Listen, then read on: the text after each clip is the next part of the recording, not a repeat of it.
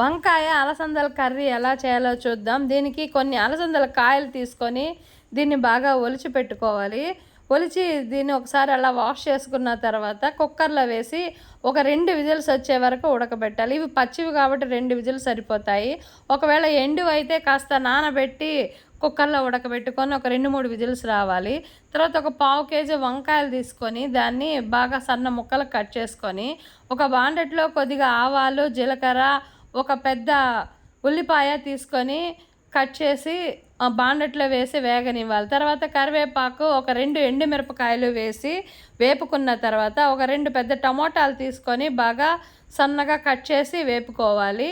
ఇవి ఒకరో బాగా మగ్గిన తర్వాత మనం ముందుగా కట్ చేసి పెట్టుకున్న ఈ వంకాయలను తీసుకొని సన్న ముక్కలుగా కట్ చేసిన తర్వాత దీంట్లో వేసుకోవాలి. ఈ బాండెట్లో వేసి కొద్దిగా రుచికి సరిపడా ఉప్పు, కొద్దిగా పసుపు పొడి, ఒక స్పూను మిరప్పొడి, అంటే రుచికి సరిపడా మిరప్పొడి, ఒక స్పూన్ ధనియాల పొడి వేసి బాగా మగ్గే వరకు ఇలాగ కలుపుకోవాలి. తర్వాత మూత పెట్టేయాలి.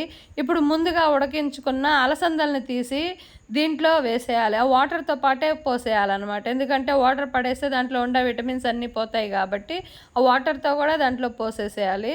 తర్వాత కాసేపు కలుపుకున్న తర్వాత కొంచెం వాటర్ కలుపుకొని అలాగే ఉడకనివ్వాలి. ఒక 5-10 నిమిషాల సేపు అలాగే ఉడకనిచ్చిన తర్వాత ఉడికిన తర్వాత దాంట్లో కొద్దిగా శనక్కాయ పప్పుల పొడిని కూడా వేసుకోవాలి.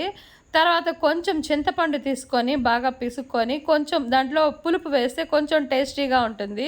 కొంచెం చింతపండు పులుపు పిసుకు వేయాలి. ఇంతేనండి, వంకాయ కర్రీ రెడీ.